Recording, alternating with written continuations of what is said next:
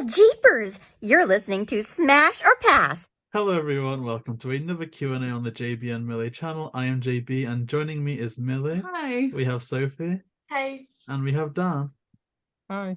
So this is a special Q&A to commemorate the end of the reviews that we've done for the Scooby Doo show season 1, which has been a bit of a journey, but we're happy to do these Q&As to bookend these seasons. So this has been a long time in the making, and so hopefully we're going to do more of these in the future. So Milly, do you want to kick us off with some questions? Yeah, so the first question, I feel like it's very targeted at you, JB. Well, everyone's going to answer it, but what's your favourite Daphne moment from any show or movie? Oh, that's easy. Okay, so the ending fight scene in the 2002 movie, Daphne versus Zarkos, is just amazing. The action, and I think it's the best action scene since. I compare it to the ending of Avengers Endgame, the ending of Infinity War, and I think it's better than them. So that is, like that whole thing, like who's the damsel in distress? Me? Straight up. Oh, yeah, that I love it. I love it so much. So that is my favorite Daphne moment. I hate you because I can promise I was going to say the same thing.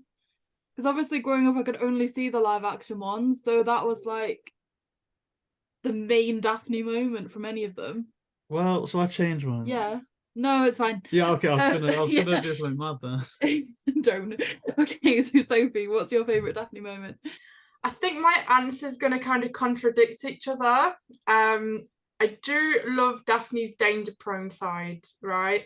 I love her being clumsy and all that, but I also absolutely adore her character arc in like What's New Scooby Doo, how she can always get herself out of trouble. And I know they're both complete opposites, but I do love both traits in both Daphne. So yeah. That was a really good answer. And Dan? This is really tough. There's loads. I do like the live action one. I do love that Daphne, but I don't know, I wouldn't say necessarily a moment, but I do love Be Cool. Daphne, just anytime she has a little Daphneism, like when she's on her roller skates or she has a little fake beard on or anything like that. Those are always my favorite moments of those episodes. I like that word as well, Daphneism. Yeah, I like Daphneism. When we get around to reviewing Be Cool, I feel like that's gonna stick now. Like that's gonna be an actual term. That's brilliant. Okay, so the next question isn't exactly relevant, I don't think, too much for JB and I don't know if it's different for you. It's, do you think Warner Brothers should release more Scooby Doo Hanna-Barbera content on Blu-ray? We don't have a Blu-ray player, so I guess we don't have too much to comment on that. I don't know if either of you do. I've got 100 and something Scooby Doo DVDs. 100 and something aren't Blu-ray, so I'm not overly fussed about it. However, I have been recently watching the Scooby Doo show, the Scooby Doo RU season 3, on the Haunted House Blu-ray set. Oh yeah. And watching it on the big screen, it is a payoff. It is definitely something special, but overall I'm not fussed about the Blu-ray aspect of it. Fair enough. Yeah. I think we'd agree. I don't think I've even seen Scoob on Blu-ray, and that's the only one that I can spring to mind would be easy enough to find. I want them to release the 2002 movie in, what is it, like Ultra K 4K HD, because there's a Blu-ray, and if you buy it on YouTube Movies, it says like 1080p or HD, but I really don't see a difference in quality between that and like the DVD. So I want someone to just beef it up and make it in 4K, and I would sell my arm for that. Okay, JB, this next question, I'm putting you on the spot first, so the three of us have time to think about the answer to this. Top five favorite Scooby Doo movies. Just in general. Yeah. So, see, this is the thing. I can do this, no problem, but I have to go. I have to make it anticlimactic. So I'll have to start with number 1, then go to number 5. Number 1 is gonna have to be the 2002 movie. I don't know. I know that's kind of like sacrilege because it's not animated; it's live action. There's just something about it. Like, it was the first one I think I saw. I remember getting it on VHS and I must have burnt through like 5 different copies of that thing, just obsessively watching it over and over, to the point where if I ever get to like 95, 100, 105, and I get like dementia, I'm convinced I'll still be able to recite every line from that movie. So, and of course, it changed me as a man. But that one, 2002 movie, Chef's Kiss. And then I want to go with Camp Scare, just because it was one that completely hit me off guard. Like I knew that I was going to enjoy Zombie Island, which is Ghost on like kind of the golden four, if you will. But when it went on to doing the reviews weekly, I kind of got into a bit of a slump where I was like, yeah, these are fun, but I don't really feel like I missed out taking that break from Scooby. And then Camp Scare came along, and it was like, oh my gosh, this feels ripped from my childhood. I'm almost nostalgic watching this for the first time, even though I never watched it before. So I love that one a lot. 3, I fancy a bit of Aloha Scooby Doo, you know. It's just so summery. The music is brilliant. And all those little things that, you know, wiki tiki. I just think there's so much quirk along that movie that at least like then this is my impulsive ranking, you know. So I'm gonna put that as number 3. Number 4, let me think. I'm gonna go with Witch's Ghost. I think it's a classic. I always like it on, and some days I even prefer it to Zombie Island. I think like overall, I like Zombie Island in terms of quality, but I think more digestible to me, more iconic moments. I always go back to Witch's Ghost, and I remember my mum used to like drag me to work in the summer sometimes, and I'd have like a stack of DVDs that I could take with me, and that was always amongst that pile with like Leroy and Stitch and stuff. So, Witch's Ghost number 4. Number 5, I'm just trying to think. It's almost difficult for me just because there's so many to like flip through all the catalogue of it. But let me think.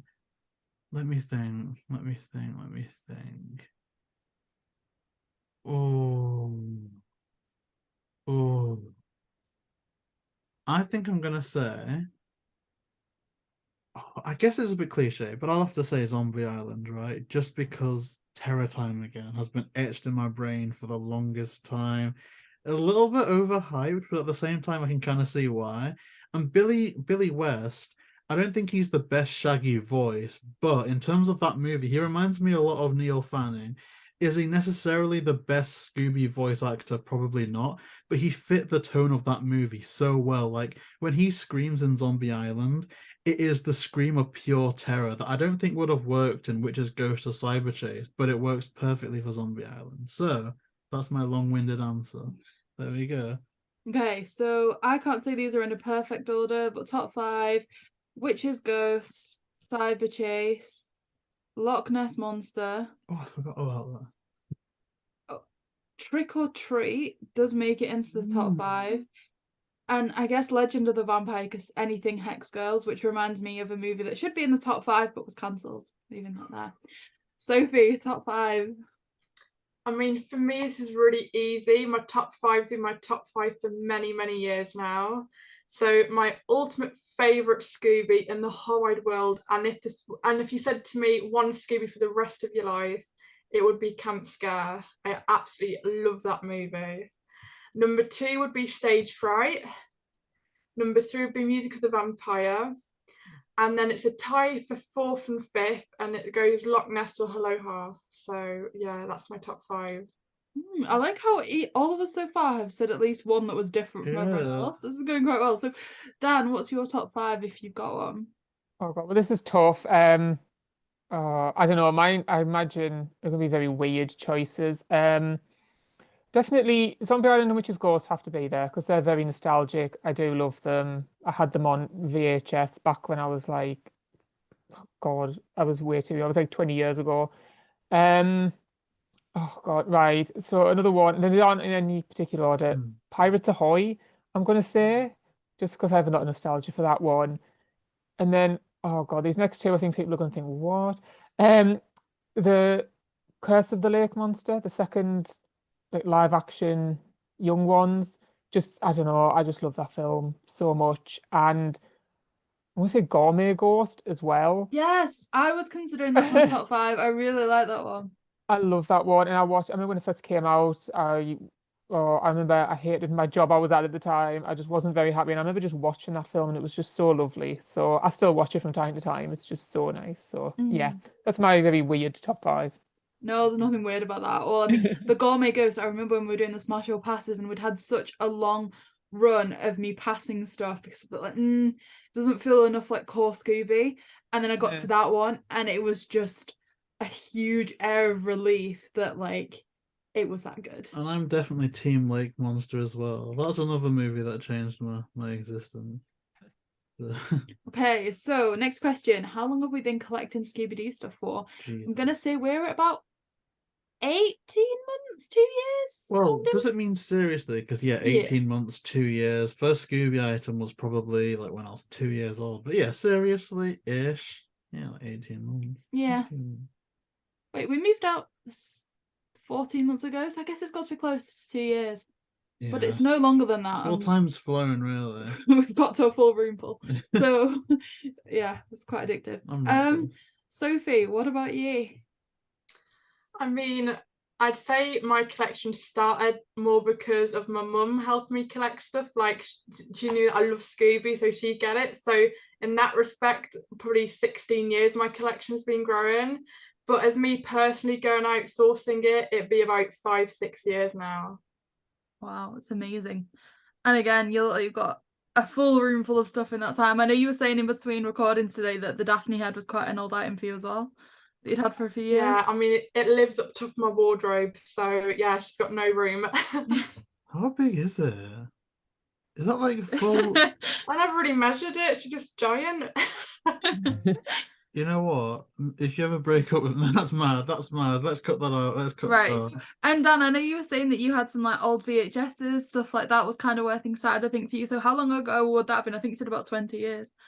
Oh God, well, so probably, God, I think I've probably got the VHS for Zombie Island. That's what kickstarted my obsession with Scooby. Probably in 1999 or 2000. So I was about five or six. Yeah, so I suppose if that counts, yeah, it's been a lot of years. But in terms of like seriously collecting stuff, as in like the figurines and stuff, probably around 6 years ago. Like I got the Lego Mystery Machine, I got the Fred Funko, and so yeah, and then these last couple of years I've just been buying more and more. So I would say seriously in terms of the toys and everything, about 6 years. Wow, amazing. JayBee, we're the newest people here. Yeah, we've always been the babies. We're the newcomers.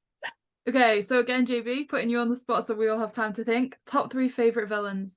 Villains. Yep. Oh, geez. So, Tar Monster, that's gotta be on there. Every iteration of the Tar Monster, be it the one in...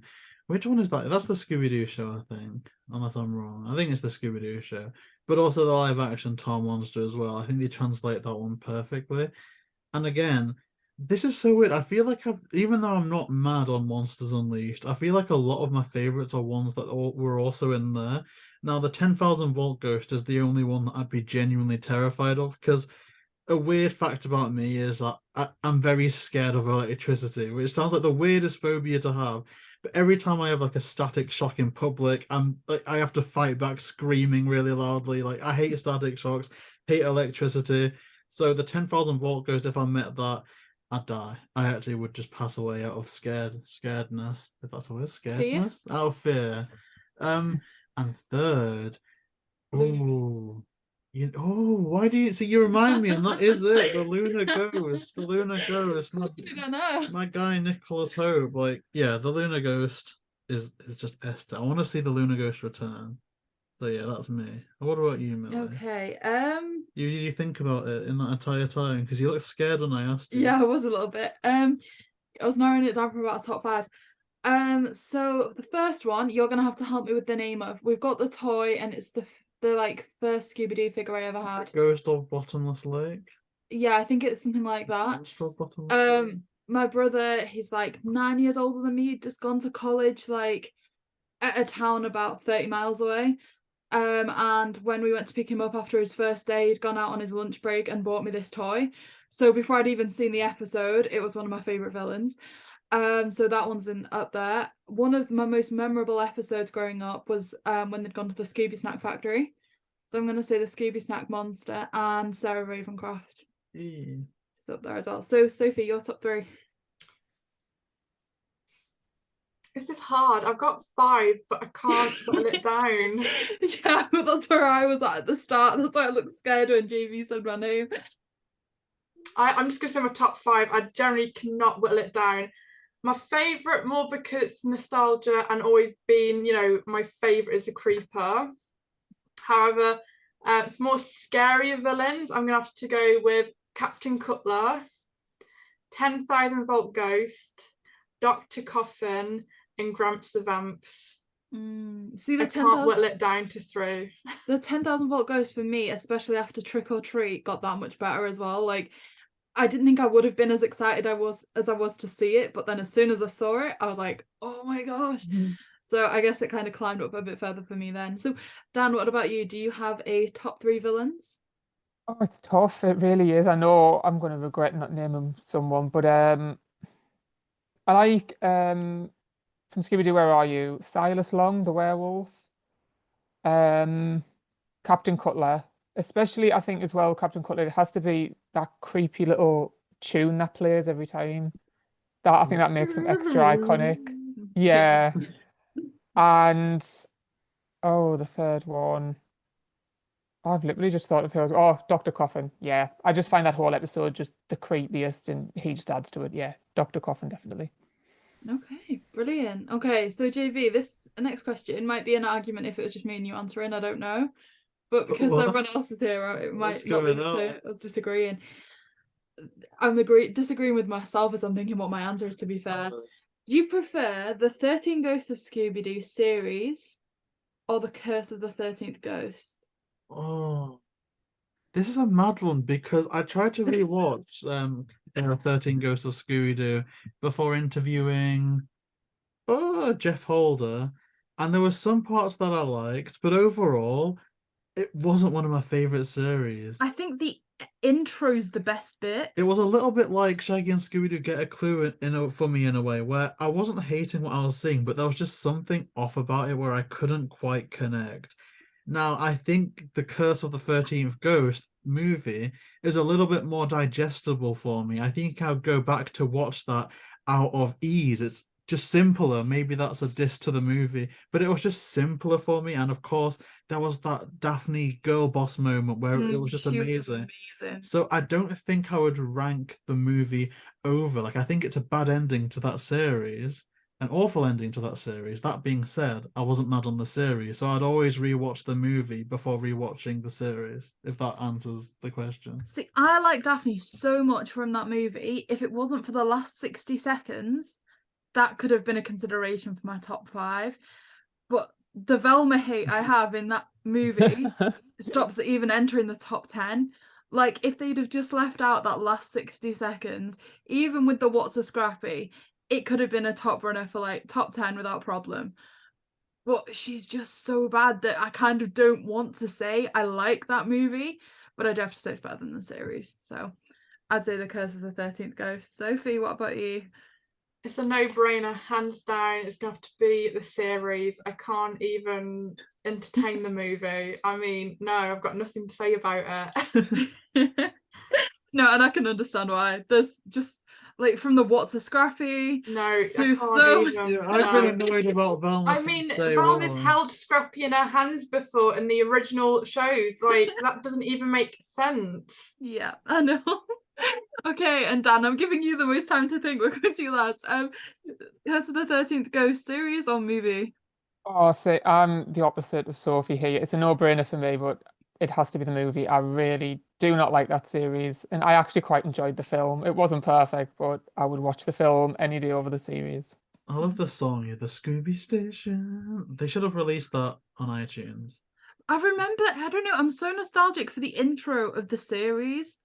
The But like intro was good. yeah, whenever I think about watching the series, I'm like, oh yeah, it's great because I really like this introduction. And then I actually couldn't tell you what happens from there because I don't remember. I just remember being excited at the start. So I think I probably need to go back and rewatch it, to be fair. But We'll see. Well, we will one day, won't we, for the reviews? okay, so we've got a non-Scooby related question. Despicable Me or Ice Age? Ice Age. Ice Age. Sophie? I'm gonna go. Oh, I don't know. They're both like. Oh. Yeah, Ice Age. Go on. Yeah. Dan? Ice Age. Unanimous decision across the board. Okay. So next question. Okay, these are a bit wordy, so it's gonna look like I'm looking away from the screen. I once read online that Scooby Natural was originally going to be a DVD movie before it was later retooled into an animated episode. How do you think things would have gone if the original idea went through? That's odd. I always thought that it was an episode of Guess Who that was like beefed up into an actual special. I guess the answer to that is just it would have come out on DVD. I think it'd have still been really similar because ultimately an episode of Supernatural's runtime's not too far away from a Scooby Doo DVD anyway. So I think cutting just a little bit around the story, it probably would have been quite similar. Easy. It would be more accessible because the thing is that I'm sure that when I build up my payments and stuff, I am just gonna bite the bullet and buy season 15 or whatever of Supernatural just to get that one episode like physically. Yeah. Whereas if it was a DTV, you could just pick it up, and I don't know why Yeah. they've never done that because I feel like if the only piece of Scooby content we got this year was Scooby Natural in its own DVD, I feel like that would sell just as much as spending money on a different DTV. I guess my theory behind it a little bit is they maybe didn't want to direct Scooby fans that are a little bit younger over to Scooby Natural because it's more adult themed, but they were happy to make like Supernatural fans nostalgic for when they liked Scooby Doo, perhaps when they were a little bit younger, and so for them it kind of worked to do it more that way. I guess as well, if they were to make it a direct to DVD and it was kind of going under the Scooby name as opposed to the Supernatural one, maybe they had to make it a little bit younger, less hints towards the ghost been real, stuff like that. I don't know if anyone else has anything to add to that, but that's kind of, I think, what my answer is. Okay, so same person asking the question, it's a little bit wordy one again. A friend of mine once said how most Scooby-Doo movies from the past 15 years feel less like mystery movies and more like action movies that use Scooby-Doo characters. Looking at IMDb shows how it's more commonplace for the movies to have writers, directors, and storyboard artists from various action shows and movies. Do you think it's a true statement that they've become a lot more kind of action-based than mystery-based? I guess I've not thought about it. No. It depends, because I think with a DTV being a movie, it has to be a little more action-y versus an episode. But I don't think the people behind it have much to do with it, because if you think, say, Jeremy Adams, he's probably had the most range in terms of what people love and what people hate more than any. So Jeremy Adams worked on, I think, Return to Zombie Island, which most people agree is a little bit of a stinker, but then he also worked on Scooby Natural, which most people agree is an absolute win. And with him having a background of working on, I think The Flash was primarily his thing, I think he can adapt. So I think Return to Zombie Island was a mystery-ish until it wasn't, but it was still a mystery movie, then more of an action movie, I guess. And then Scooby Natural, what would you class that as? Is that mystery or action? I think I'd say more mystery because there's quite a lot of solution to it. I'd say for me, and it's probably just because the characters suggest it, but like the Batman crossovers, Crypto, things like that are more action based. And ultimately, if I get the unmasking at the end, I'm happy and don't question it. Yeah. Okay, next the question. gang are always hands-on, they always get stuck into a mystery. So they're always like up to doing something. So whether that's conscious or not, it doesn't really affect it. There's always a mystery at the end of it, which sells it as a Scooby movie. Yeah, I think that's very true. And the next question, I'm sold on the idea, even though I'd not already thought of it. So this question is, what do you think of a Hex Girl series that's perhaps a bit more mature, not R-rated, but the themes of in that it can be about the supernatural, things like that. Basically, yeah, what would your thoughts on that be? And for me, I 100% agree with it. I would love kind of like a true to Sarah Ravencroft and Witch's Ghost kind of more adaptation where they acknowledge the supernatural. I don't think for the Hex Girls it'd work as well if it was a kind of unmasking, all an illusion. I think a lot of their kind of appeal is that it is very kind of witch based. Yeah, that would be the thing. They could make like, you know, the Hex Girls, they encounter a monster, but then they have to unmask it, but then that's just reskin Scooby. It would definitely need to go another direction. Even if it's not necessarily real monsters, they should do something that's a bit more beyond the Scooby formula. So I think real supernatural would be great. Would you both agree? Would you like a kind of more mature Hex Girls series? I think that's the adult Scooby series that you'll want. Yeah, not Velma. Yeah. In the most possible way. Yeah, definitely. And I think it's something that I see a lot of on Twitter, even from non-Scooby accounts, like just loads of people love the Hex Girls. They're iconic. So yeah, I don't understand why Warner Brothers doesn't capitalize on that. Like they really need to. Yeah, I'd agree. I think so too. I think it'd be amazing. Okay, next question.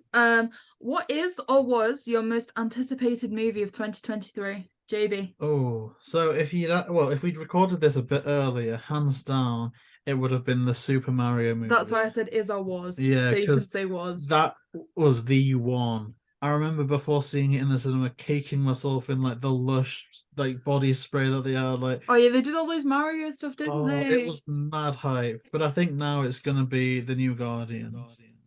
Okay. I'm gonna say the Hunger Games Songbirds and Snakes. I'm really looking forward to it. I've read all the books and I think the books were better, so I'm not hugely expecting great things, but we'll see. Sophie? I'm gonna have to go with The Little Mermaid. I'm super excited for that one. I forgot I mean, about that. it's my favourite Disney movie, so fingers crossed for the live action. Dan? Oh, it's a tough one because I love the Hunger Games and I love the Little Mermaid as well, I think. But I don't know, quite weirdly, just because I'm really curious to what it's going to be actually about, I'm going to say Barbie. Oh Yes, yeah. Oh my gosh, there's so many I forgot about. Oh no, that's actually amazing. Okay, so what makes Scooby Doo very special, popular, and very iconic compared to like Yogi Bear, Dynamite, the Flintstones, Jetsons, Tom and Jerry, Johnny Quest, and other Hanna-Barbera shows? So, what do you think the key of Scooby's success is? Daphne. I think because there's a few more characters, it can be a bit more dynamic. So in Yogi Bear, you kind of have, and Tom and Jerry, you kind of have two main characters that interact a lot. Whereas with this, there's more to resonate with you, I guess. And I think having the element of humanoid people that you can perhaps relate to a little bit more, instead of just being two animals, but also having the cute lovableness that is Scooby and kind of bringing the two together, probably it maybe makes it work a little bit better than those. I don't know. Sophie, Dan, what's your thoughts on Scooby's success more than I those? think everybody can relate to one member of Mystery Inc. And the whole show together is something wholesome and there's only goodness about it. So the whole thing's combined makes it such a long-standing franchise that everybody still loves jumping on board with and watching. Yeah, I think as well, there's just so much more you can do with it in terms of like bringing it up to date. Like ever since it debuted, there's just so seamlessly, it can take place now in 2023 and it doesn't really change a lot. Whereas with something like Yogi Bear or the Flintstones or Tom and Jerry, there's only so much you can do. With Scooby, there's just so much more. You can put them in different places, different villains, and just sort of keep it updated. Whereas the others, I don't know. I know they've tried a few times to bring a few Hanna-Barbera stuff back, but it just doesn't work. Scooby just is timeless. Certainly. Okay, JB, you're gonna have to add some clarity here. Favorite 80s Scooby-Doo production? Tell me the 80s production. Was that all Ghoul School, Boo Brothers? Was that 80s? Was the Scooby-Doo? Yeah, I think so. Yeah. Oh, I'm gonna say Gold School. I love that movie a lot. JB. I want to make an argument for Reluctant Werewolf, but ultimately I think I'm going to go Ghoul School as well. Yeah. Sophie? Ghoul School. Can you pause it? I just want to find out the exact date for the Scrappy Doo series. If not, I will be forever embarrassed and I'll never show my face ever again. Okay, so we'll go to Dan while you find out what the date was. It's tough. I'm going to say The Reluctant Werewolf for me. Definitely, that one just sort of. I love all three of those that came out, those films, but Reluctant Werewolf, I think, just tops it a little bit for me. Okay, Sophie, did you get a date? Well, as the Scrappy and Scooby-Doo show just goes to 1979, for the 80s, I'm going to have to pick the new Scooby-Doo mysteries because I absolutely love Scrappy-Doo. Okay, that's good. Okay, so next question. If you could make a Scooby-Doo movie, what would it be about and why? JB. I kind of just, does it like animated live action? Anything. Oh, I would have to do a Scooby-Doo 3, but maybe adapt it as well. So give us almost a live action rendition of Zombie Island, but tie it into a Scooby Doo 3. So it's the Mystery Inc. gang from 2002 on Monsters Unleashed, but they've gone their separate ways through not a falling out, just time, and something brings them back to Spooky Island. And you pretty much see similar events play out on Spooky Island, but in terms of Zombie Island. So there's something was left behind, the Damon writers was left behind, or something. I haven't thought it out that much. But basically, a live action Zombie Island movie, but framed as a Scooby Doo 3. I think that's the one I'd want to do. So it starts with a scene in the cave, the Damon writers lights up, and then Yeah, and then you see, like Sarah Michelle Gellar, she's like presenting a talk show, and Freddie Prinze Jr. is like the cameraman, like, yeah, man. And then you see Matthew Lillard, like in he's like in an airport or something with Neil Fanning go, right, someone's smuggling cocaine into like, I don't know, they're like dealing with smugglers. It's like that basically. okay. I think mine's a bit of a cop-out answer, but I'd just get everybody that worked on Haunted High Rise to do that. Yeah, see, I should have said that. Because I still have stuff stuck in my head, and yeah, There's stuff like that we weeks can't- later, yeah, and it's not good. it's just- Sophie, I mean, apart from Haunted High Rise, which is like a given, I think now I'd be really interested to see, because how far the franchise come along, kind of like I'm up to date with the comics, but when all the different incarnations of Scooby-Doo characters met, like kind of like a cyber chase. I think just another kind of reincarnation now would be really cool, especially the 55th anniversary, which is next year. So that'll be exciting to see. that would be really good. And Dan? Yeah, my answer is actually going to be the same as Sophie's. I was thinking of like a multiverse where all the incarnations, sort of like what they did with Spider-Man, where they just bring all of them together. I think would be really cool. And if there was some way to do it where you could maybe have the live action cast, like you could have the 2002 cast meet sort of the 2009 cast as well, that'd be pretty cool. If they had a scene with Gray meeting Kate meeting Sarah, I would die in the cinema. Yeah, I would, that would be I would amazing. just keel over, my head planted in the popcorn. I'd be dead. I'd be dead. I'll tell you that for nothing. I'd be deceased. Okay, so next question. Even though Scoob Holiday Haunt became shelved, the official Scoob sequel could still be in development since the last one was just a holiday special. I don't know. I I don't feel know. like there wouldn't be a Scoob sequel just because if it was just a holiday special, I don't know if they would bring production designer and head of animation to direct that unless a Scoob sequel was just spearheaded under Tony. And I think But you'd have heard about it as well. I think if they've drawn so much attention to what was a holiday special, they'd have drawn even more attention to a sequel. So I'm assuming not. and how well did Scoob do? I don't think it would justify a direct sequel. Well, it was released during the pandemic as well, so we don't really know whether it would have been a box office success or not. So I guess they don't really want to take the risk. It's such a shame that that there's no way for them to release it in cinemas now and have that effect, because obviously most people have watched it on DVD or like digital. So it's just a shame. I would have almost wanted to hold off on that in hindsight, but then, I don't know. It's a hard one. Okay, next question. So since Velma became the most polarizing, negatively received Scooby-related interpretation, do you think it makes the more innocent interpretations like Scoob even more appreciated? Yeah, obviously, because there were so many things on Twitter like we owe Be Cool Scooby-Doo an apology, or like so many stuff like that, and I just think it goes to show just that things get elevated. Like if nothing good has come from the Velma show, it's elevated all of them. And my stance is we've seen so many things get cancelled. If just one person, even if it's some angry guy in a basement, likes Velma, if it means that a whole group of animators and writers got a payday out of it, that's good enough for me. Okay. Favorite episode of Scooby-Doo, Where Are You? And I'm going to do this in reverse and go to Dan first. I'm gonna say at a push, A Gaggle of Galloping Ghosts. Sophie? Jeepers, it's the Creeper. JayBee? A Clue for Scooby-Doo. I was gonna say that. You stealing my answers today. Well, I'm not. Well, I can't read your mind. We're not twins. No, because we're not twins. the Daphne one, you said the same as me as well. Okay. Well, we're in sync, aren't we? Did you know about Mezco Scooby-Doo figures? No? Aren't those? I think those were the things that were going for like 250 quid. I can't do that. I don't think I know about that. Anything they're above beautiful 20. figures, but very, very pricey. I think I'd get the Daphne one on the second-hand market. Other than that, they can leave it all. Okay. What's your favourite YouTubers, JayBee? What's my favorite? This is what's your favourite YouTubers? Who's your favourite YouTubers? Honestly, probably us. Like, I don't know. Like, You're it sounds so vain to say. Yeah.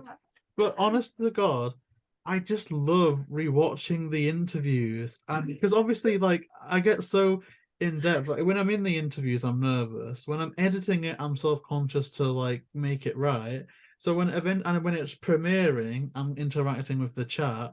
So when it's actually time for me to go, you know what? I kind of want to relive that and see what it was like. And I'm like, you know what? This is actually really cool. So it's such a big-headed answer. And I think I've answered this before, and I've said like Nuke's top 10, you know, and other people. But I think, honest to God, the one that I watch the most is probably us. Okay, Dan, Sophie, any YouTubers that you watch that you want to throw out there? Yeah, I mean, it's only the last few years I've really got into watching YouTubers. I like sort of like ones sort of like film criticism. So like I like Amanda the Jedi, I like Nick DeRamio, and I like Dylan is in Trouble. So I'll give them a shout out. And Sophie? I mean, I'm just big, well, apart from this channel, of course. I'm always big on my art channels, so like Mariah Elizabeth and all the big ones, I'm like hooked on them. So yeah, that's who I'll be watching. Okay, perfect. What So about you? You didn't answer. I didn't have an answer. I don't watch YouTube that much, to be fair. Well, I'm I not record watching for it. YouTube, but I don't watch YouTube. I should. It's a shame. It's a shame. Okay, so which Scooby Doo characters would you like to hang out with? And JayBee, they've put it in the comment, you can't say Daphne or anyone else related to her on this list. Everyone else can pick who they want. Oh. They've suggested Scooby Doo, Shaggy, Daphne, Fred, Velma, Madeline, Thorne, Luna, Dusk. Okay, that's great. Vincent Van Gogh, Flim Flam, Sheriff Stone, Mayo Nestle, Scooby Dum, Sharon Blake. Who else is there? Oh, Shannon Blake, yeah, that was a good one. Crystal, Amber, Red Herring, Miko, Freako, Shriko, Matches, Miss Grimwald, Sabella, Elsa Frankenstein, Phantasma, Tanis, Winnie the Werewolf, Coco Diablo, nice, Eric Stouffer, and Simone, the one from Guess Who. So looking through that list instantly for me, I'd say the entire gang, the Hex Girls, Vincent Van Gogh, and the people from Ghoul School. They are all like, I would love to meet any one of them. JayBee, So you can't have Daphne. at first, I Who instantly are was you like, choosing? I want Coco Diablo. But then when you said Eric, I'm like, if I meet Eric, I could go into the Scooby game. Oh my gosh, So yes. yeah, But Eric. you don't get to meet Daphne within the Scooby game. She's like the one character that's not No, there. I just want to play. I think I'd beat the highest score. I could do it. Okay, Sophie? I mean, obviously all of Mystery Inc. I mean, of course. The Hex Girls.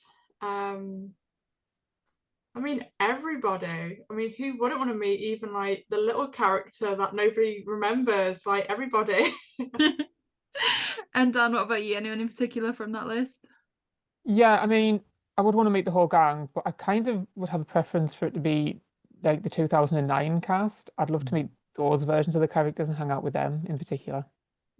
I like that. That's good. Okay, next question. Do you think Scooby Doo is going to make a big comeback?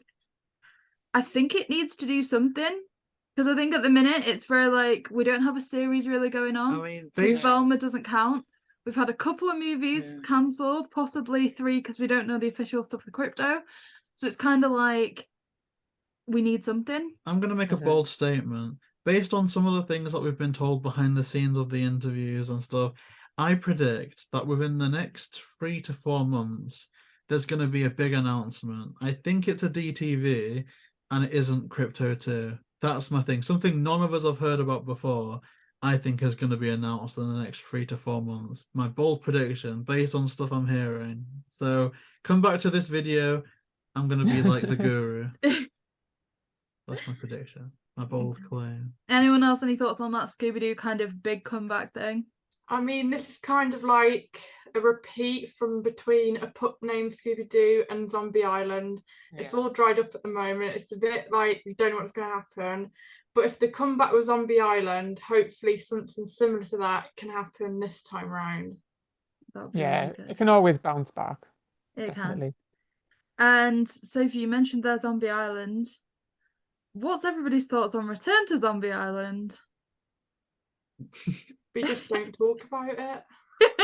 Yeah, or It's Return to awful. Zombie Island. Those just I mean, all our just Zombie interview Island. with Jim Krieg said it the most, where we had Marsh telling Jim Krieg that he thought it was crap in his face. Or, yeah, just go back to that interview. I think it says it all. But it proves authenticity, right? If nothing else. I'll give it 1 point for the zombie gang at the end. Like, the character designs were pretty good for that, but that's it. Maybe half a point. Yeah. I give it 1 point for having Daphne in it. It was interesting. Not the best. Yeah. Next question. Don't think there's an answer that we can answer to it. Someone asked how many times do we see the gang in their underwear? Don't know that we know the answer. You Don't know think what, we want though? to know the answer. Someone on JayBee, Twitter shared a Please don't bumper. speak. No, it was like a Cartoon Network thing where it advertised like the next Scooby thing. And there's one of Velma and she like falls over and there's like some weird, creepy upskirt shot. So they make of that what you will. The next question, I think we'll all agree yes to. It says, should there be more cute moments between Scooby Doo and Daphne, and should we have more Hex Girls? Indeed. Yeah. Indeed, yeah. Absolutely. 100%. Okay, next one is top 5 Scooby DTVs, but I feel like we answered that already. Yeah. Okay, JayBee, this is a question directly to you. JayBee, would you rather date Daphne when she's possessed by Fred, or Fred when he's possessed by Daphne? It was like 2002. So if I'm dating Daphne, is it Freddie Prinze's voice? I don't know, his like spirit in her, or his body but her spirit. Jesus Christ. Just showing that you're not a man of substance and that you're purely just interested in her for looks. Let's be real. I think I would have to go with Daphne's. No, I don't want to say Daphne's body. That's Daphne's self and Freddie Prinze Jr.'s brain. So Freddie Prinze claiming to be a man of substance in that movie, you certainly are not. Is that what we're going for? I don't know. You know what I mean? Like, it is what it is. It is what it is. Okay, next question is, what was the Jesus. most awkward interview moment? And whoever asked that last question, I love it, by the way. That was really good. Okay, most awkward interview moment. I can't say the details, but we were interviewing ages and ages ago. This was one that I pretty much did alone. Adele K. Thomas, it was one of the 2002 special interviews. She played a character that was in like the Gosnell cut that ended up getting cut out. Now, this was recorded at 2 p.m. It's the first one that was recorded like out of like the normal time. So it was an unfortunate incident where some of the neighbors decided to get creative next door during that interview in a very loud manner, and I just didn't know what to do with myself. I wanted to die. Like, it was, I just don't know. How do you describe that? I was like, so when you talk about Scooby Doo, it's so iconic. So wholesome. Daddy, I don't know, it's so weird. And I didn't mention it to her afterwards. So if she's watching this, I'm sorry. I guess for me, it's probably that we literally started an interview, asked somebody the first question about Scooby, and they said they didn't remember any of it.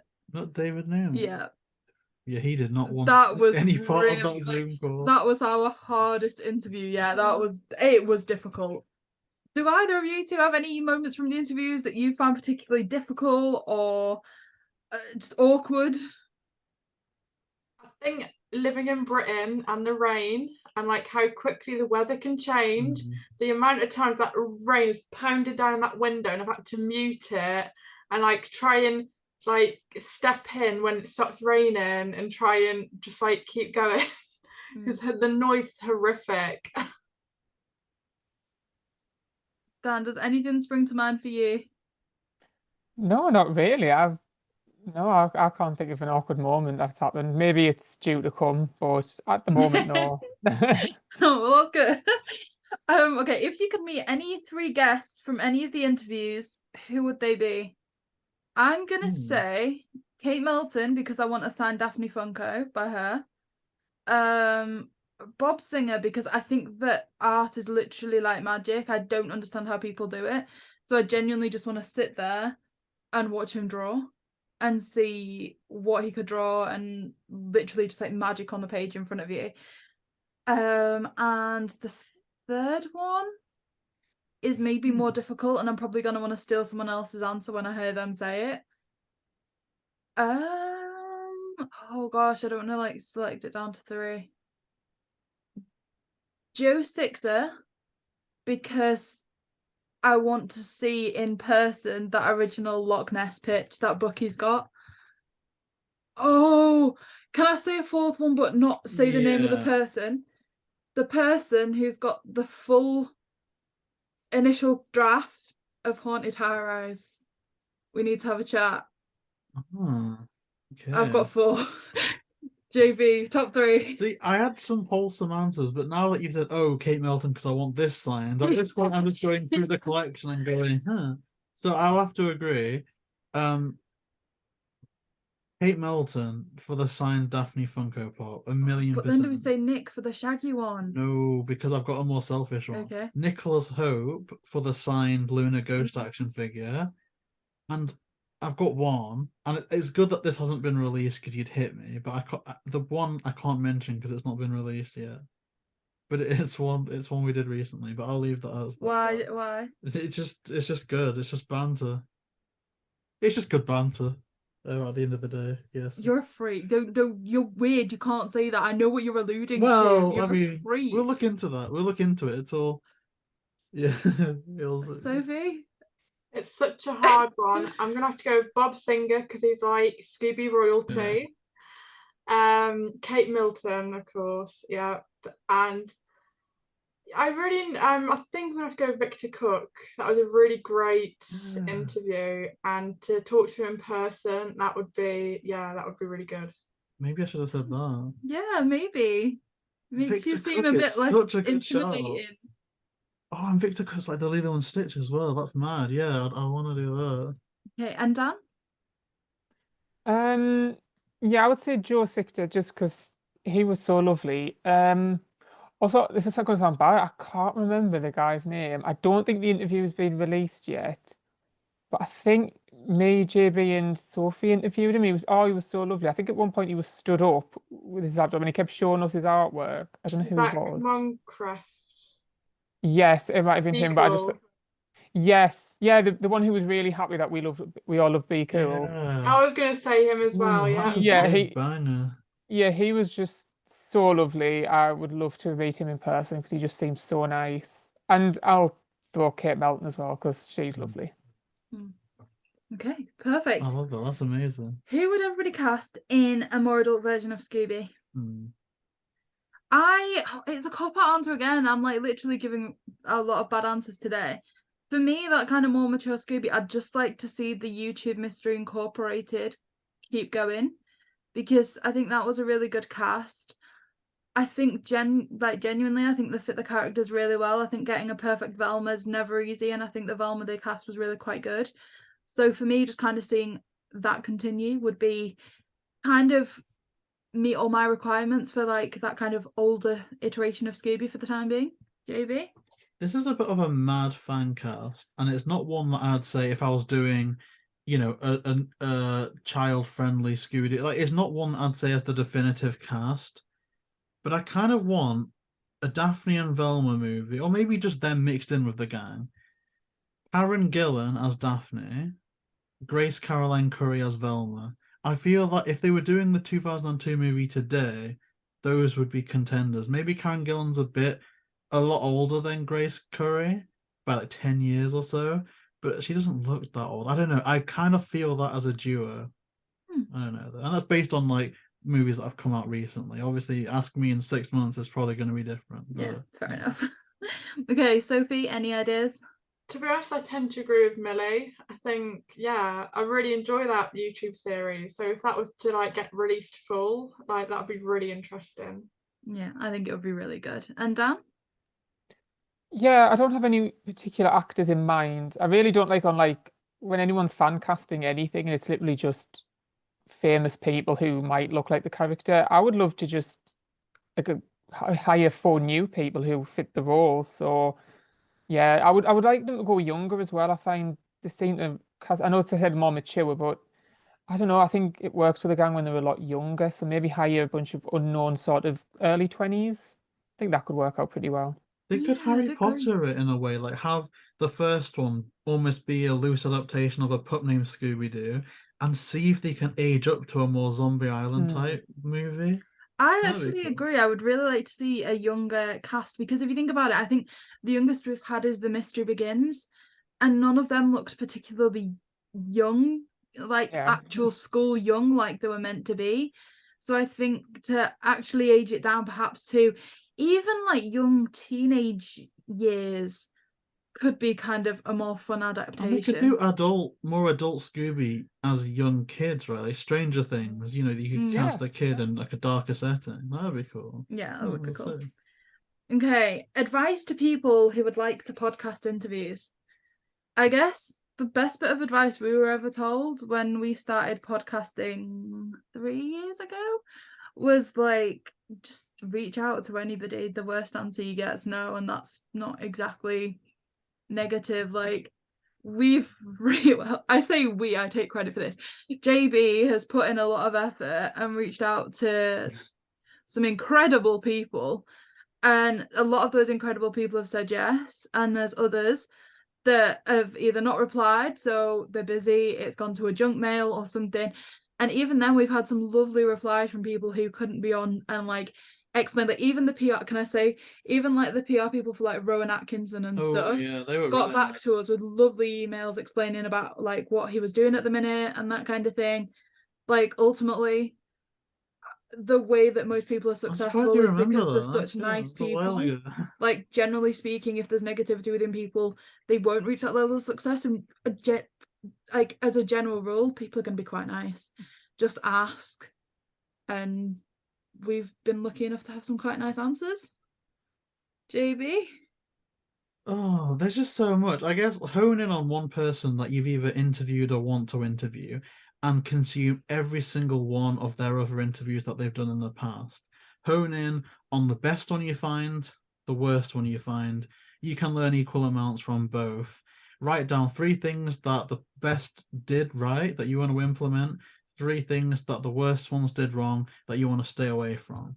People are busy, people have 9 to 5 jobs, people work overnight.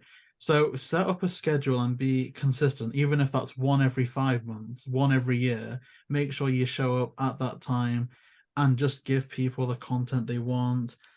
Prepare for rejections because we've done like what 70, 75 recordings right now, and I can guarantee we've had over 300 no's to get to those 75 yeses.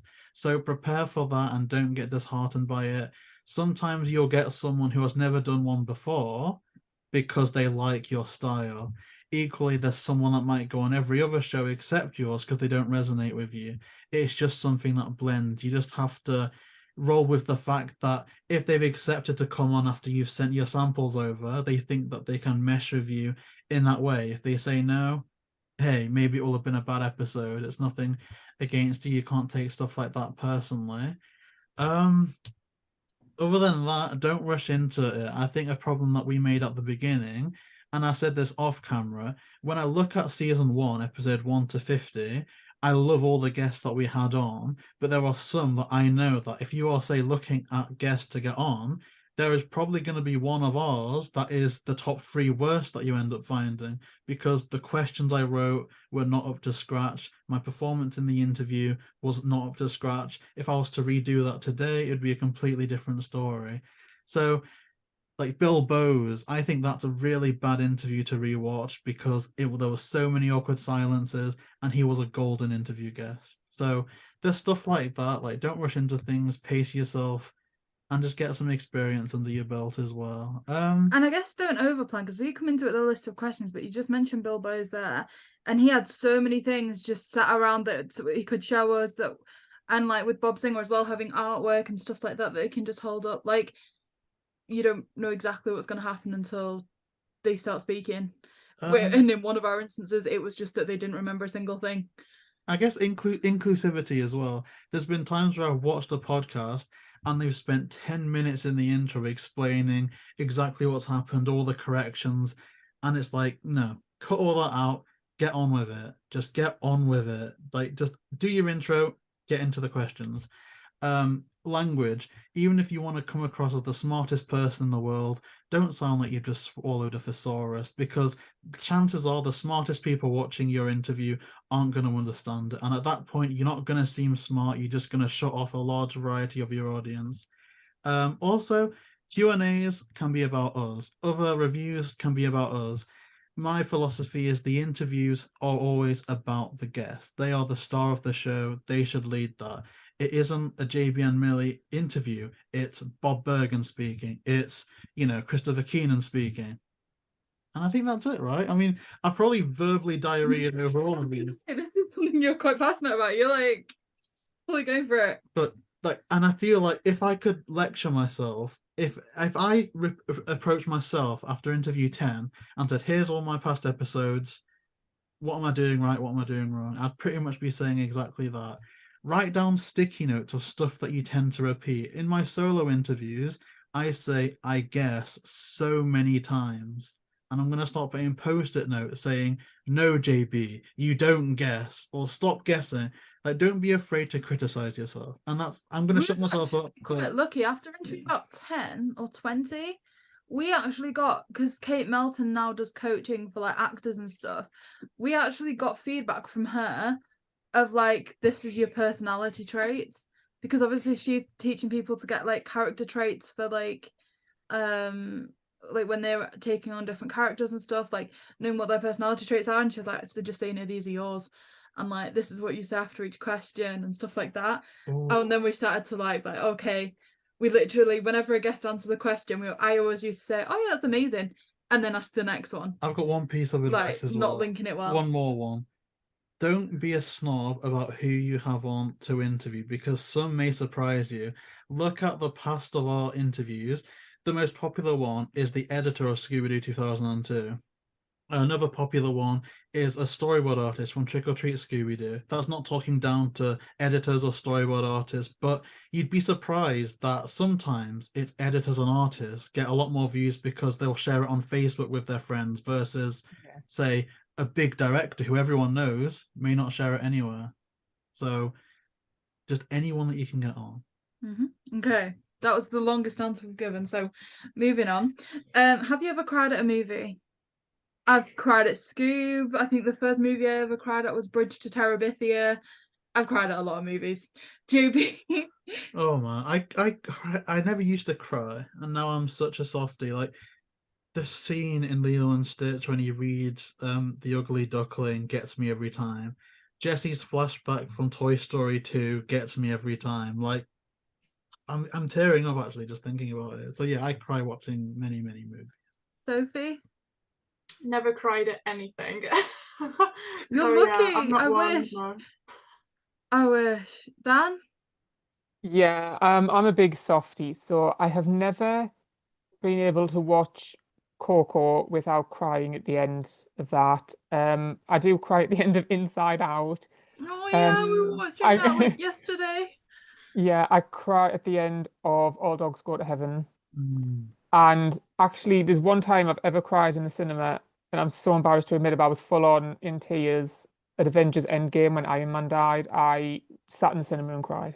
Oh my gosh, I cried at that too, and then I ended up crying all the way home. So JayBee's favorite character was Iron Man, and because I can be quite mean. Like when he was about to die, I looked at JayBee and I was like watching him to see if he did, and he didn't. And I was like, all right, okay. And then we were watching the funeral bit, and they were like, oh, they do know that we achieved it, and I just burst into tears. It was one of the first Avengers movie I'd ever seen. And I'd been watching JayBee, waiting to be like, oh, you cried. And it was me. I was crying my eyes out. managed to stop before JayBee realised, because he'd been like, oh, and you were waiting for me to cry. So I managed to stop before he'd realised, and then we were in the car on the way home, and I was driving and then just burst into tears. Like, yeah, that was certainly a like tearful movie. Okay, so next question. I think we've got 2 left. Who do you want to interview next, or what's the dream? My top tier ones is any of the Hex Girls and Grey. And they are ones that's going to be particularly difficult, not just because Grey's voiced Daphne this many times, but we've found that when it comes to voice actors, they're a little bit locked in with Warner Brothers, that they can't do promotion for a little while. And we've heard from a few sources that the Hex Girls have got a lot been like speculated on, not just Haunted High Rise, but some other things as well. So I imagine they're going to be pretty locked in. And I think the same goes with Grey. We've reached out to some people who are saying, like, until Warner Brothers say it's okay after Trick or Treat, we can't speak until this point. And kind of likewise, I think we've heard people not talk about stuff at Comic-Cons and stuff because they get so locked in. So they would both be really difficult, but JayBee wants to go up to episode 150, and by that point I want to have ticked one Hex Girl and ideally Grey. It's a shame that you didn't tell me that. Oh, really, I should have checked, but you cannot say you wouldn't have guessed that from me. Are you kidding? Because I have like 2 whole notebooks, which is basically a hit list of who I want to get on the show with like all the contact information and stuff. But I think, and I really don't like revealing names specifically, just because it's kind of like if it doesn't happen, it's like a stink. But last time I said Victor Cook, and that happened. So I think 3 names: Candy Milo, because she voiced Crystal and Amber and other characters; Myrna Velasco, because she voiced Coco Diablo; Neil Fanning, Scooby Doo from the live action movies. Those are the 3 I think top of my hit list at the moment that I'd love to get on. Are you going to kill me if I spoil the suspense and say that we've actually had a conversation about some of these recently? We've had all of them. But me and you have like gone for a walk and said this is how we're approaching at least 2 out of 3. Yeah. Just saying. Okay, Sophie, if you were sending JayBee your wish list tomorrow of what he has to try and get before we finish recording, who do you want to speak to? I mean, it is near impossible question. There's that many people who's worked on it. I think I agree with Grey, and I think out of the Hex Girls, probably Jennifer Hale, especially as she's the Sam in Totally Spies, and like that's making a comeback. So I'm more excited for that. But I know this is like out of the realm, and I think the ultimate guest to ever get, but I don't think any of us could cope if Frank Welker was on. I don't think we could actually do it, but I think the ultimate guest would be Frank Welker. The only way I could see that is if he comes to Edinburgh Comic Con, and if I find a way to get in touch with Monopoly Events to see if there's any type of press or promotion that I can lock in that. That would seem to be the main way to go about things. So if he is announced, keep an eye out for that. I don't think it will happen, but I'm always up to try. You know what I mean? Like, I also want to go out of the box a bit. Like, I want a content creator on. I want a cosplayer on. You can't tell me you're only going to episode 150 and then been like, oh, we'll kind of go over there and explore this. Like, that leaves us with about 50 episodes. I can list 50 people from Scooby I want you to get. Yeah, but the thing is, and this is what I didn't want to come across. When I was giving podcast information, I didn't want to come across as a douchebag that thinks he's like a major player in the podcast scene. Like, I can't teach someone how to go from 50 subscribers on a podcast to 1 million subscribers. But what I can do is teach people how to make a podcast that even if it gets 1 view, they look back at it and go, you know what? I'm proud of that. And so when it comes to episode 150, I feel like it's just going to be the ending of a mural that we're painting on the wall that I can step back at and go, you know what? That was awesome. Yeah, but you say episode 150 like that's the end of everything. But you can't tell me that we record episode 150 and if Frank Welker emailed you back the next day, you'd say no. You can't tell me you'd do that. Well, the chances though, I mean, it's difficult because I don't want to... I'm going to reach out to some people for the last episode ever, as you keep naming it. If more than one come back, what are you going to do? I don't want to overstay a welcome, and I want to just leave a lasting impression that I'm people just look saying, just back don't at. get your heart set on 150. Dan, what about you? If you were sending a wish list over for JayBee of people to reach out to, who would your kind of top ones be? Well, yeah, like Sophie said, definitely Frank. I mean, no matter how busy I was, I would move heaven and earth to be a part of that interview. Yeah, great. Really, any of the voice casts, but as well the live action cast, like Sarah Michelle Gellar, Freddie Prinze Jr., Linda Cardellini, Matthew Lillard would be incredible. And I know you've interviewed Kate Melton and I think Nick Pilatus as well. Yeah. I would love to interview Robbie Amell or Haley Kiyoko. But I think I don't know. I think they're a bit too big. I don't think they would do it, but I would love it if they did.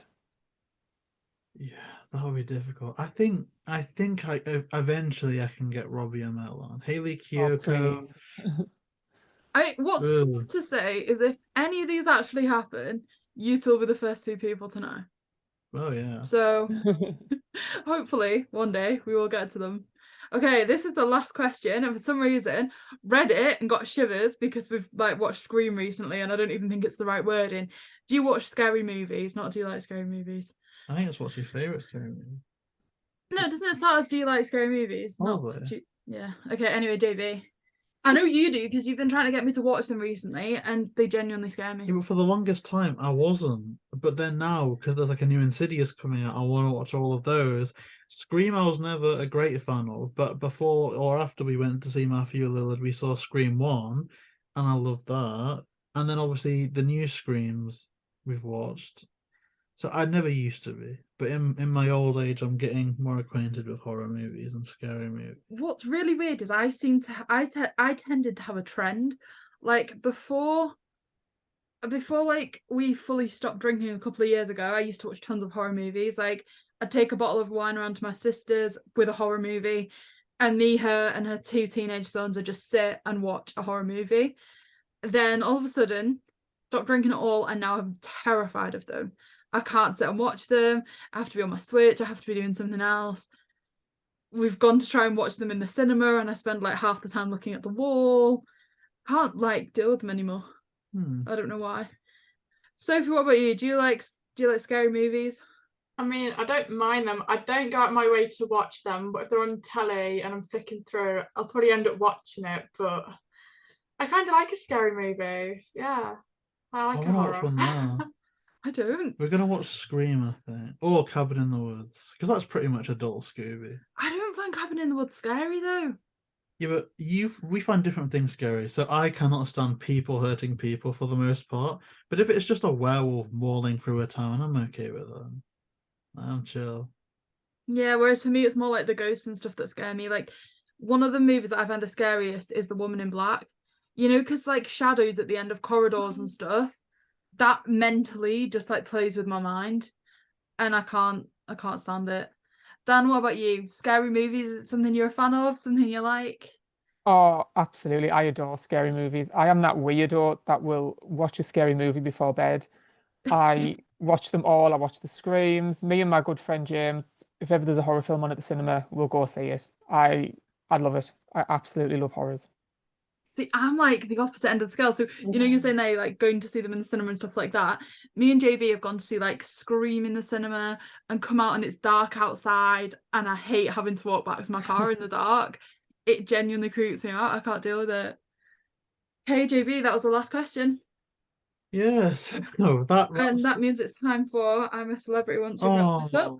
Then you're just a bully, aren't you? I So forgot about that. yeah, I think it's a dead series for me. I'm not enjoying it. I'm not enjoying it. I've just watched it because I've watched so many of them. It's not exactly the best one they've done, but Well, we'll see. We'll look into that. We'll look into that for sure. So that wraps up another Q&A on the JayBee and Milly channel.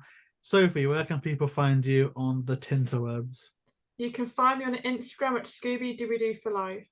And when people are over in Hawaii surfing the net, the gnarly waves of the internet, where can they wash up on your shores, Dan? I don't know what that was. That's the worst thing. I don't know what. That was quite the image to paint. They can find me on Twitter and Instagram at danfaz94. It's amazing. I'll leave them in the description down below. And if you want to follow us, our link tree is going to be in the description as well. So yeah, please like, comment, and subscribe, and we'll see you next time.